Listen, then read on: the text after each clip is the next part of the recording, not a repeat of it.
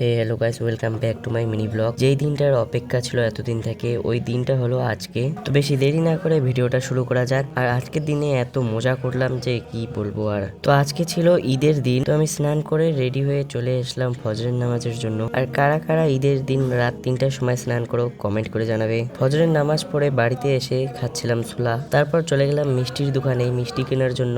তারপর সব ছেলেপেলে মিলে আমরা ফটো তুলছিলাম আর আমি ভিডিও ক্লিপস নিচ্ছিলাম। কালকে রাত্রিবেলা যে ফুল দিয়ে সাজাচ্ছিলাম ওটা হচ্ছে এই গেটটার জন্য। তো এখন বসে পড়লাম ঈদের নামাজ পড়ার জন্য। তো এখন নামাজ পড়া শেষ হলে এখন পড়ছিলাম মিলাদ। তো আজকে আমার ইউটিউব থেকে পেমেন্ট চলে আসে।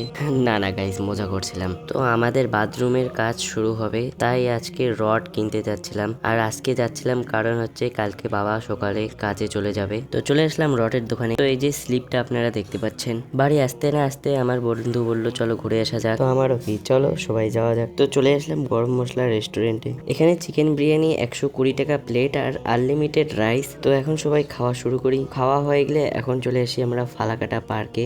বৃষ্টিও পড়ছিল গাইস। তারপর আমরা এখান থেকে চলে যাই আর উঠে পড়ি একটা টোটোতে। আর এখন যাচ্ছি আমরা বাড়িতে। তো আজকের জন্য এইটুকুই। সবাইকে ঈদ মোবারক। ঈদ মোবারক হয়তো একটু দেরি করে বলে ফেললাম। তো দেখা হবে পরে মিনি ব্লগে। এখনকার জন্য বাই বাই, আল্লাহ হাফেজ।